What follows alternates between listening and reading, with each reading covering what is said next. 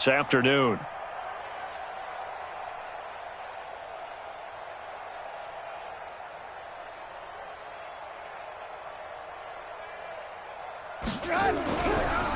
Here's Trubisky to throw. And that will be incomplete. Tried to dial up the long one way out there, but it'll be third down. I know he wants to get his team back in the game, but a 50-50 ball right there that maybe was a little questionable. Yeah, he's pretty lucky to get that one back. I think that sometimes these quarterbacks play with a lot of confidence that borders on arrogance, and that can put your team in some Dutch. Yeah, especially maybe want to look at some safer routes after the interception he had that ended their last drive. And they'll get him down right at around the 11-yard line. And we've hit the 2-minute mark in this first half of action.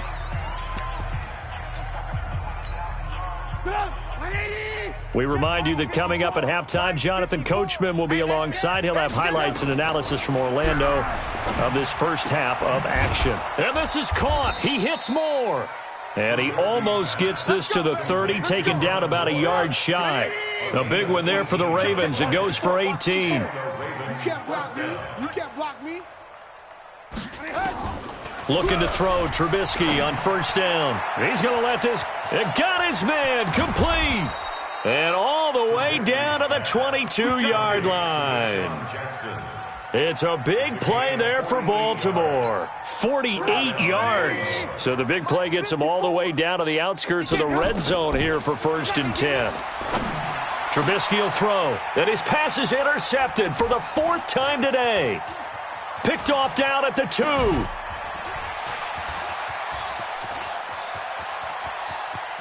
And now look at him go.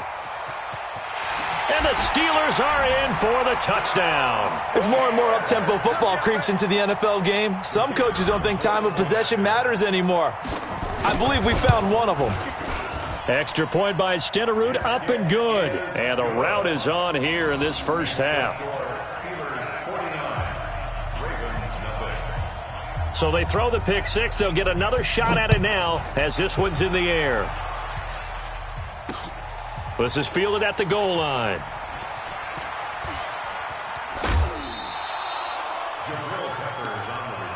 Here we go. Here we go. Here we go. At their own 16-yard line. The Raven offense set at the line for this next drive. It was still more than a minute to go in the half. Time to try to mount a drive. And I would think that they would have to. And his pass is intercepted for the 4th time today. Picked off at the 11. And he brings this one back. It's a pick six for a Steeler touchdown. Oh, this is becoming tough to watch. I don't know that I've seen 3 pick sixes from the same quarterback in the same game. And I know that many are going to scream at the coach about why did you let him stay out there to throw those. But truthfully, what are the odds that you're going to throw 3 pick sixes in a game? You want to leave them out there so they can work through some of the rough stuff. And he'll probably wish he'd reconsidered here. It will cost him 10 yards as he's down at the 15. Well, conventional football 101, tells us if you don't get it back to the 20-yard line on a kickoff return, that's a disappointment. But some of these teams, special teams coaches, with approval by the head coach, they give them full authority to go ahead and bring it out and try to be aggressive. Almost what we call the green light, red light theory. Green light means go, red light means stop. Looks like he had green on that play. With that incompletion, you know, Charles, one of the big storylines in the final few weeks of the season lies in the AFC South. Tennessee and Houston battling back and forth. Houston won round 1 week. And my goodness, another interception. Picked off at the 36. And he brings this one back. It's a pick six for a Steeler touchdown. Stenerud now to add the extra point. And the route is on here in this first half. Makes the score Steelers 63. So they'll get another shot on offense following that pick six. And now the kick is away. This is fielded a couple yards deep. And in hindsight, probably should have stayed where he was, as he'll only get back to the 16-yard line. First and 10 at their own 16-yard line. The Raven offense set at the line for this next drive. And you're under a minute to go in the half, a first half that hasn't been particularly kind to you. How do you think they'll... Nowhere to escape, and he goes down. I think normally we would talk about this more with basketball players and football players, but let's adopt it in this case. He's a stat sheet stuffer. Had the interception earlier, now a sack. What, he just needs a touchdown for the trifecta. That's about all he needs, and he's going to go for it. A second down pass play there, but it's incomplete. I hate to sound really negative, but at this point, an incomplete pass, almost a moral victory that it's not picked off. Well, you may hate to sound negative, but that was negative. It was very negative, I know, but all these first-half interceptions, it's been tough to watch. Yeah, couldn't find a silver lining in this one. Much more. And this is going to be a safety as Trubisky gets swallowed up in the end zone. And the safety there, another mistake, and these mistakes just keep piling up. How many more can they make? They put themselves in such a massive hole now. Going to be difficult to dig out from under. Yeah, for sure they can't afford anymore at this point. And an alley to run.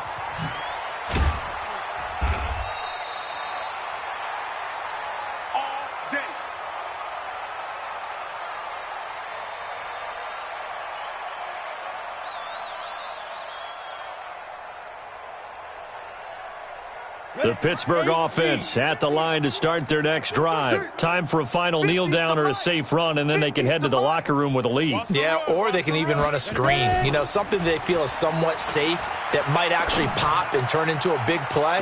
That's. And the defense loses him. It's complete. And he's in for the touchdown on the final play of the first half.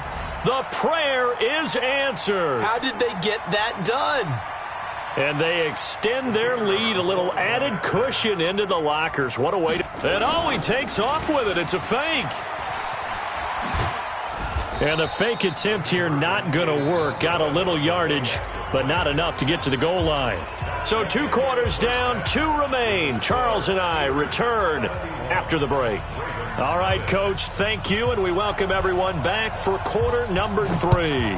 So time for the second half as the Steelers have the lead, and they will also be receiving the football here to start the third quarter. And he will be brought down here at about the 17-yard line. The Ravens take over first and 10 at their own 17-yard line.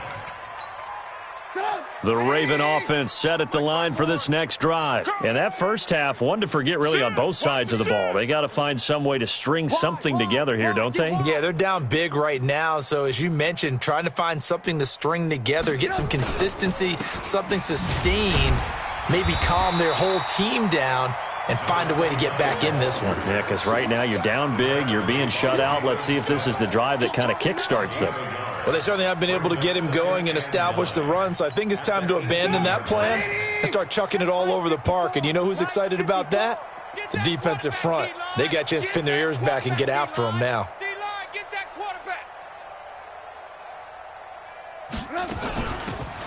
They stay on the ground. This time it's Johnson. And they'll blow that one up back at the 16-yard line. It'll go as a loss of a yard, and it'll set up third down. The Steelers now in the nickel here on third down. Out of the gun, Trubisky. They'll roll him out right. A deep ball for Dotson. And now here is another interception. Deion Sanders, the Hall of Famer, with a pick. And he'll get it all the way down inside the 35-yard line.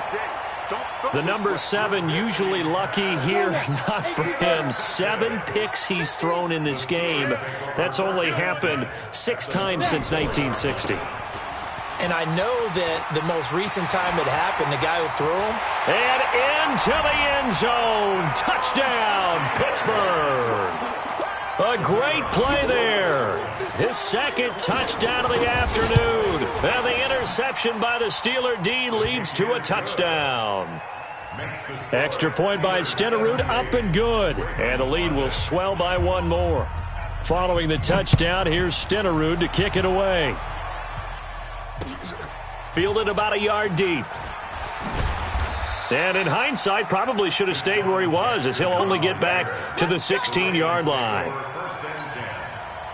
The Raven offense set at the line for this next drive. They are right now just ice cold. I mean, they have struggled big time in this game, and they're getting blown out. How do they adjust? So tough because we always talk about it being a team game, and you need all 11 working well together. But every now and then, partner, you need that one guy who can make a play against all odds that maybe can ignite things. And I think that's what they're looking for right now. Yeah, you talk about going to your playmakers. They probably need to do it. Find someone that you're used to touching the football that makes big plays and give them that opportunity to maybe wake up everyone else. Now they face a 3rd and 10 after back-to-back incompletions. And my goodness, another interception. Picked off at the 39, and he'll return it to the 24-yard line.